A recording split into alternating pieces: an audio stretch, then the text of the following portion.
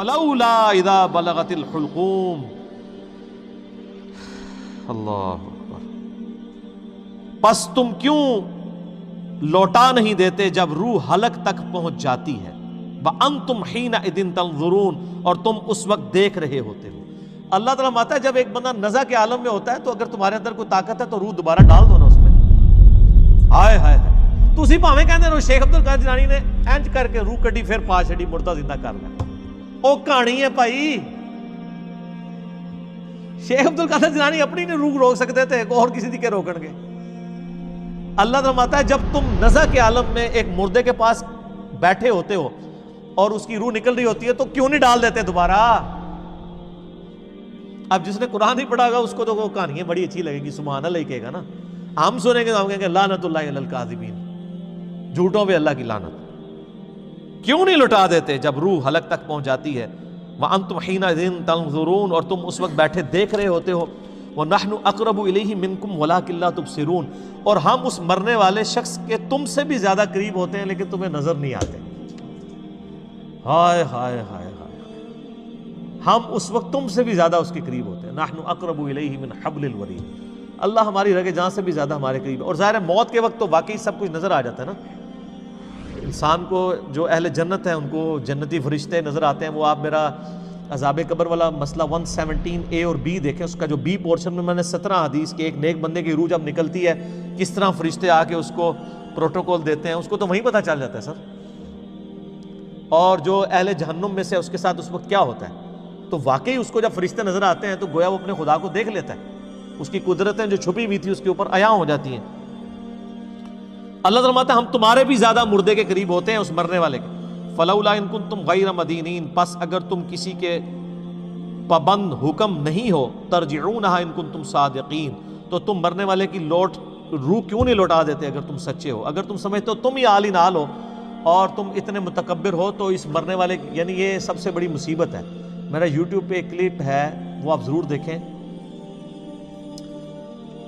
اللہ انسان کی ضرورت کیوں ہے, اس میں نے یہ چیز ڈسکس کی ہے کہ اگر انسان کو موت نہ آئے سب سے بڑی چیز, پھر خدا انسان کی ضرورت نہیں رہتا.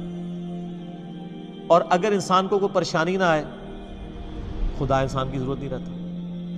یہ دو چیزیں اگر آپ کو عطا کر دی جائیں, اور پریشانی میں آپ تیسری چیز کر لیں بڑھاپا یا یہ تنگ دستی سب کچھ, اگر آپ ہمیشہ خوشحال رہیں اور ہمیشہ زندہ رہیں تو سر خدا کی آپ کو ضرورت ہی نہیں ہے. تو اللہ تعالیٰ نے موت ہی ایک تلوار لٹکائی ہے. اللہ تعالیٰ ہمارے زندہ کر کے بتاؤ نا, اب یہ مر کے تو ہمارے پاس آیا تو ہم اس کے ساتھ جو کریں گے وہ کریں گے.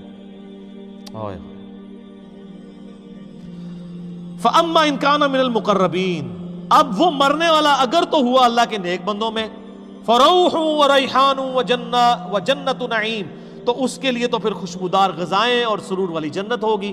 وَأَمَّا إِن كَانَ مِنْ أَصْحَابِ الْيَمِينَ, اور اگر مرنے والا ہوا اصحاب یمین میں سے, یعنی جو دائیں ہاتھ والے ہیں نیکوکار ہیں, فَسَلَامٌ لَكَ مِنْ أَصْحَابِ الْيَمِينَ, تو اے نبی آپ پر سلام ہو ان جنتیوں کا.